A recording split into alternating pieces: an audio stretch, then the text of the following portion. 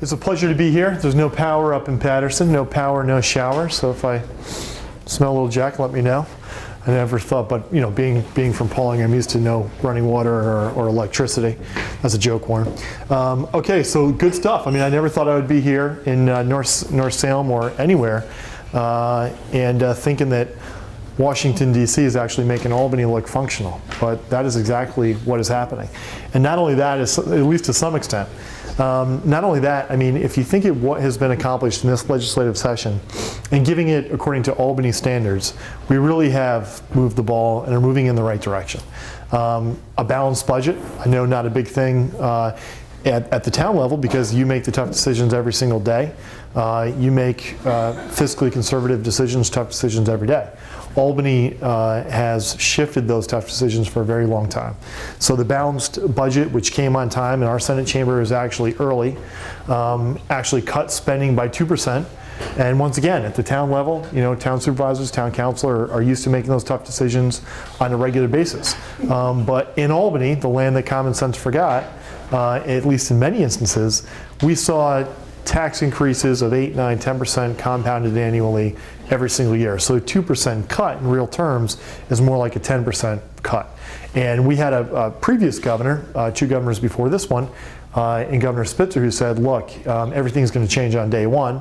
And then we went forward, and that budget was the largest increase in state spending in New York State history until that point.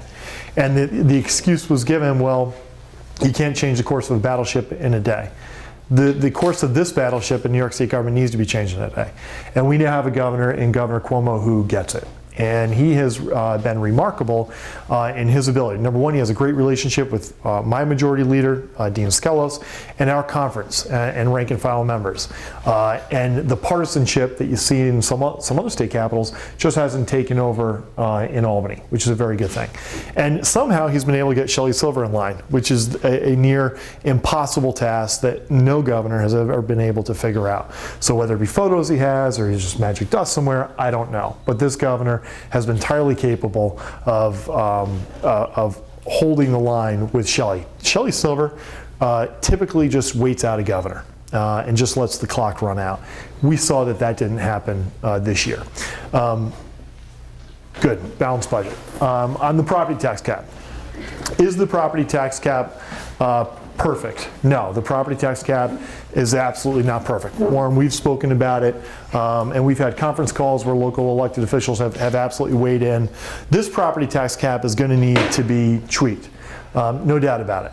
But we all know that working families simply cannot keep up with the double-digit increases that they saw year in and year out. School districts represent that. School tax represents about 65, 67% of the burden. That's where the real burden is for many. Seniors absolutely being forced out of their homes, 70, 75 years of age, and being taxed out of the communities, out of the neighborhoods that they built. And honestly, if you look at the math on that, one of the reasons why many of us support senior housing, when you force a senior out of their home, as cute and cuddly as those kids are, typically a young family moves in with a couple of kids. And that's $25,000, $27,000, $28,000. So we save money by keeping seniors in their home, and they're the silver backbone when many of us are off working during the day. They're running the communities, and they're the volunteers. And young folks, I mean, people my age are living in their parents' basement. And it's not because they like mold, right? Not because they want to live and hear mom and dad upstairs. They are living there because they can't afford to live in this community. And a lot of that has to do, even if they can afford the mortgage payment, they can't afford the taxes. Some of the safety valves that we have seen that school districts get, municipalities do not get some of them, whether it be capital expenditures and whatnot. So I say this to the entire board and everybody. If there are safety valves that need to be extended or expanded that school districts have, or new ones that need to be initiated, let's work on that now. And that's what the conference calls are all about, because I know that we're very busy and you can't always stop by the office. I need to hear that. And we're making sure that will make its way into the form of tweaks to this tax cap. On unfunded mandate relief, did Albany issue enough? Absolutely not. But let's delve into this a little bit. The Senate majority introduced approximately $280 to $300 million in unfunded mandate relief that we wanted to see. The Assembly had about 20, 30 bucks that they wanted to say, literally. The genesis for a lot of the unfunded mandates do start in the Assembly. We ended up with about $127 million in unfunded mandate relief. North Salem School District is what, 80, 90 million overall? I don't know, but Mayapack is like 100. Okay, it's that small? 30. Mayapack is like 110, 100. I mean, it's a larger district. So the fact that statewide, just to do a comparison, you basically have three North Salem school districts for our entire pool of unfunded mandate relief, it shows that we didn't do enough. Now, a commission has been built and executed. That council was set up. Councils are set up so politicians can avoid making the tough decisions. Hopefully this council, like we saw in DC, hopefully this council will follow through with this unfunded mandate relief. But how do these two things go together? I never thought that in going to parades and public meetings that I would have taxpayers and voters coming up to me and saying, Greg, you have got to do something about unfunded mandates. The fact that unfunded mandates are even part of the general lexicon right now shows how we have progressed. And right now, the Senate and the Assembly, members on both sides of the aisle, are hearing from town boards, village boards, city halls, and taxpayers throughout New York State. We must do something about unfunded mandate relief. The property tax cap, while not perfect, is forcing the issue of unfunded mandate relief. Without a property tax cap, you would not have seen serious unfunded mandate relief. I think that with the property tax cap, in fact, I can say that I know it with our conference, you're not going to see the deluge, the waterfall of unfunded mandates that you had been seeing. That's good news. Now, retroactively with the council and as a legislature, we can go back and repeal many of these unfunded mandates retroactively. Some of the stuff that we're talking about, extremely politically sensitive. People talk about the top 9 that account for 90%, whether it be Triborough, Wicks. At the school district level, people talk about special, some of the advances have been made on special needs.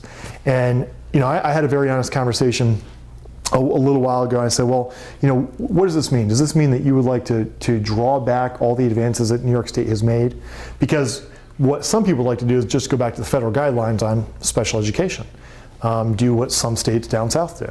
And that means that we would have to roll back many of the advances that had been made. I don't necessarily think that would be a good thing. In fact, I know it. So when we talk about some of the unfunded mandates, we're going to have to look, and we have a list, and I know that some have been provided through our advisory council, but over 250 unfunded mandates. Some of these are $2 million, $8 million, $10 million. That's a lot of money to a blue-collar guy like me. In the grand scheme of things, it's not a large amount, but they add up. And that's where we're going to have to pick off some of these, as well as address some of the concerns that are more politically sensitive. But the fact is that this issue has now been forced, and it's now being addressed in the environment that now exists. Just to talk a little bit about the environment that now exists in Albany, one of the things that was not accomplished this year, I introduced a repeal of the MTA payroll tax. I co-sponsored that with Senator Lee Zeldin from Long Island. We passed the repeal of the MTA payroll tax in the Senate. To talk a little bit about how the environment has changed. I mean, if you go back not even 2 years ago, I believe, you had full-grown men and women shutting off the lights, refusing to stand for the Pledge of Allegiance. The marriage equality bill that came up in a Democratic Senate didn't pass. Absolute complete dysfunction where they couldn't agree on anything. Each individual member thought they were their own conference, and they were organically incapable of leading.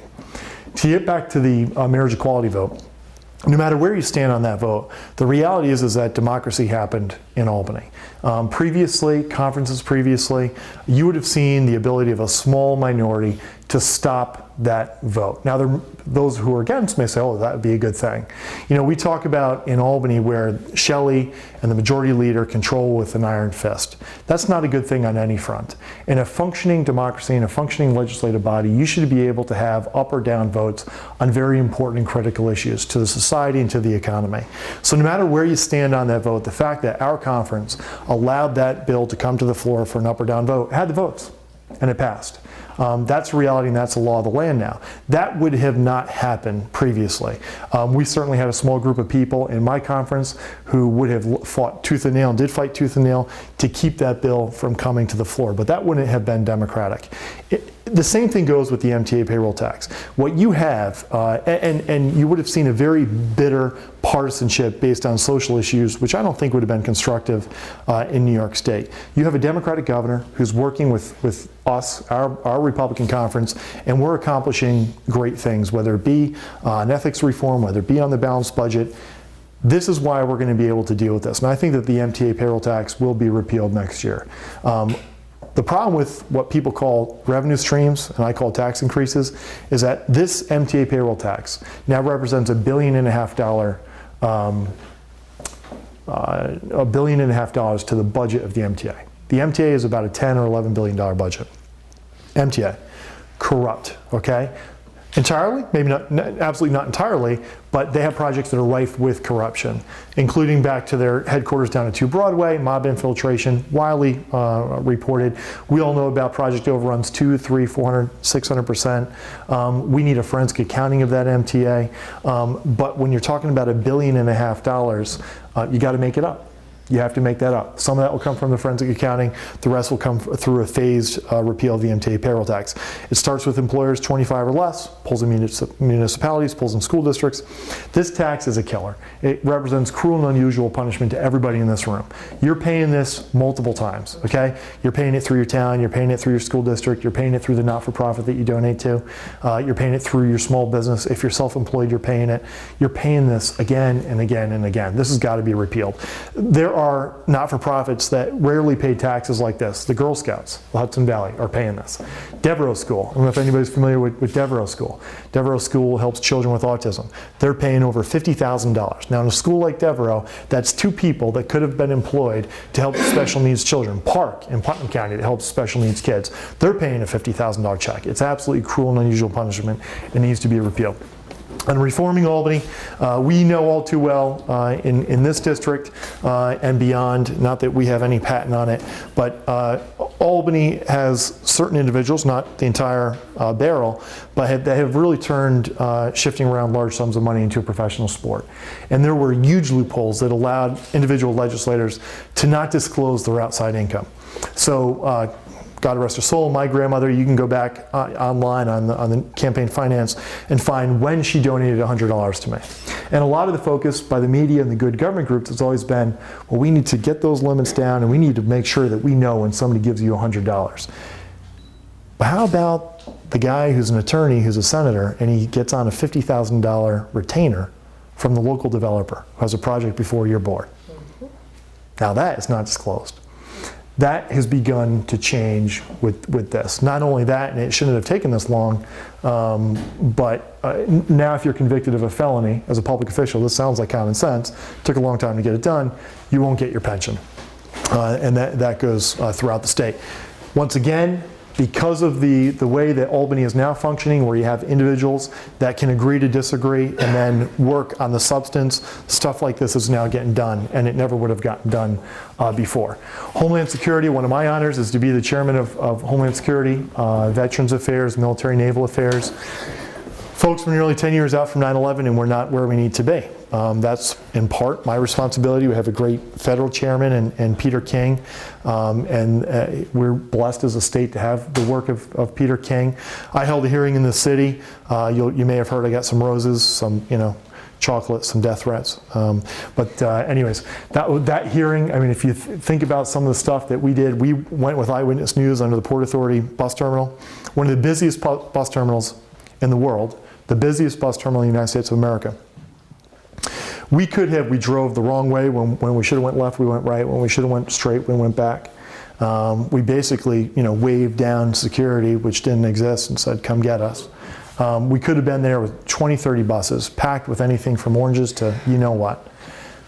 No exaggeration, right under that Port Authority. Drove by guard shacks that were constructed after 9/11. If a guard shack is constructed after 9/11 because it's important to secure that bus terminal after 9/11, it sure as hell should be manned today. They were not manned. There was nobody in them. They are now manned. We went to JFK Air Train. JFK Air Train goes directly under El Al Terminal, goes back and forth from Israel probably a few times a day, Tel Aviv. I've been there myself. That JFK Air train stops under the LL terminal. We found out that 99% of the time it is completely unmanned, no security, and there are no baggage checks on that at all. They've beefed up that. We found out that on the George Washington Bridge in the Holland and Lincoln tunnels, if an officer is called up in any way on most evenings, the George Washington Bridge is completely unmanned. In our hearing, we also showed, we had the Port Authority there, as well as other police, and found out that the officers, still to this day, nearly 10 years after 9/11, have interoperable, and not only interoperable, but operability issues with the radios, and testified that they might as well have a brick most days on their side, that they can't only communicate amongst agencies, they can't communicate with themselves, and the radios don't function. We have forwarded this. We have sent this to every member of Congress. We have sent it to the President of the United States. And of course, we're working on it at the state level. But this is the reality. We have a federal Department of Homeland Security that has become a cash purveyor, a pork purveyor for states and cities at much less security risk than New York State and New York City. And we're in the suburbs, and we should not take that lightly, because in places like Spain, when we look at the attacks that happened there, the suburbs were used as a staging ground.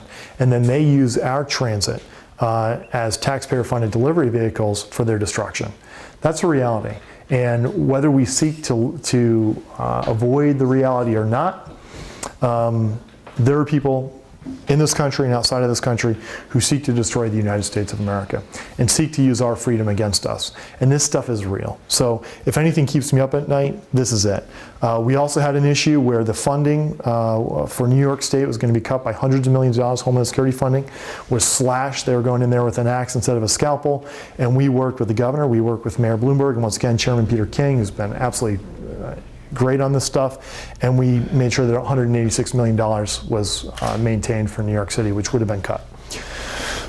On veterans issues, before I forget, we're doing a Hudson Valley Hall of Honor. There's a statewide Hall of Honor. We nominated Carl Rohde this year, who was given that honor. We're asking that every town board give us an honoree for that. We already talked about it. Great. Yep. And you know, on veterans issues, we take care of all of our constituents, but if you have veterans need to be taken care of, please contact us. We move heaven and earth for everybody, but we really move heaven and earth and some of the other planets too to make it happen for our vets. A couple things. One is, if you know about the Westboro Baptist Church, they use the funerals of our active duty service personnel to kind of push some of their extreme views, have hateful protests outside of these funerals. 2 bills we passed through my committee, working with Senator Zeldin and Senator Griffo, to ban military funeral protests and to try to limit it. Now, there's a Supreme Court decision which made it tough, but we were able to actually pass legislation that we feel will pass constitutional muster to try to limit those protests. You can do it in the city for public protection reasons. The same thing here. We also have a bill. I worked with Assemblyman Castelli just to our south here. We had 2 individuals, I think, with the MTA that they were deployed. They came back. Their jobs weren't there. We passed a bill to make sure that that would never happen again. Statewide Veteran Cemetery Program. Absolutely critically important. And I just want to go into this just real quick a little bit. There's an not overly, but an amazingly generous federal program, which is for state veterans cemeteries. There's also a federal cemetery program. We have 2 that I know of, one in Long Island and one in Saratoga. Once you get outside of that 75-mile radius, 100-mile radius, you're much less likely family members to visit that site. Not only that, if you're a veteran, you're much less likely to take advantage of that program. So the federal government will pay, the state has to put up 10%, but then the federal government will pay for the complete construction of a state veterans cemetery. And then they reimburse that 10%. Even in this budget, I was able to secure, which it was not easy, $500,000 for a state veterans cemetery. In this region, we have 99,000 underserved veterans. 99,000, which means that we would be on the top of the list, because the way the federal government stacks it, once the state says, hey, we're going to do the program, is they go to the epicenter where the cemetery would be, they draw a 75-mile radius, and whoever has the most veterans, That's the priority list. Very fair. So we would be at the top of that list. We've got to get this done. I've passed this bill twice in the Senate. I tweaked it the second time. Got to pass it in the Senate. We absolutely believe the governor will sign it, and we need the Assembly to move forward with this piece of legislation. On hospitals, just on our vets hospitals, including Montrose, they were about to cut $10 million this year from our vets hospitals. This is the type of insanity that sometimes you see in government. If you look at some of the cuts that are happening now, once again, a very generous federal program where the federal government pays for these veterans hospitals. We should be building more state veterans hospitals in New York State because the federal program is so generous. And we went in this budget that the governor proposed, there's $10 million in cut. Until the very day of that budget, the first vote, Montrose itself is going to see over $1 million in cuts. And I worked to have that reinstated, and those dollars were reinstated. On women's issues, and some of this, dovetails with what we've been working on the veterans front. One of the most amazing things that we found too, we had a Veterans Affairs hearing. We're doing another one. I don't know if we have the date set yet, but it's going to be here in the Hudson Valley. Female soldiers that are called up many times, either before getting involved in custody battles or not, they're called up, and out of no other reason than just raising their right hand and serving their country and being willing to fight and die for the United States of America, in the process either lose custody or when they return having lost custody cannot get their children back because they are focused on serving their country in the United States. So we're working with our federal reps on this, and then of course at the state level with the Guard and our reserve troops, but this is a loophole that's got to be fixed. I don't even you want to call it a loophole. It's really horrific that this is going on, and it's happening more often than you would think. We were able to secure, even in this year's budget, $50,000 for My Sister's Place. I'm sure you're all familiar with My Sister's Place and the Battered Women's Shelter, as well as expanding the role of Women's Veteran Service Coordinator. The great news is that our men and women are returning. Less than 1% of the population is shouldering the burden for the rest of us. No matter how you feel about the war, that's reality. And these young men and women are being called up not once, but twice, 3, 4, 5 times. And specifically, while we have to address the needs of all of our troops, there are very specific needs that women returning need to have addressed specifically, and we're trying to do that. The other thing that needs to be done, just from a Veterans Affairs issue, we had a young man I don't want to talk too specific about it because there's still some legal issues, but individual who had traumatic brain injury, and he came back with a traumatic brain injury and there's a huge difference between post-traumatic stress disorder and traumatic brain injury, and sometimes there's real confusion on that. And he had made a lot of progress, and he had an instance where he brushed a vehicle. The cops, law enforcement, began talking to him, assumed that he was DWI. He was willing to give blood. He passed all tests except for tests that maybe he couldn't pass because of TBI, and they took him in. And he now has to spend thousands of dollars to protect his name and to clean his name. And we're working with him and the veterans community to provide a statewide identification card that if you have TBI or if you have post-traumatic stress disorder, that you can present them to law enforcement. Okay? On animal rights, this is my dog. She is not paid to stand by me, only in photos. This is actually my dog, although few people believe it. Although when I see the kids up in Albany, they're like, "Where's Hannah?" It's like they always expect her to be there. But she's beautiful. She's loyal. She matches everything I wear, and she's the love of my life. We held our first Animal Advocacy Day in New York. It was just absolutely awesome to draw attention to dog fighting, which we passed a bill, which was nice, as well as my bill to get rid of puppy mills in New York State. Any questions? That's it.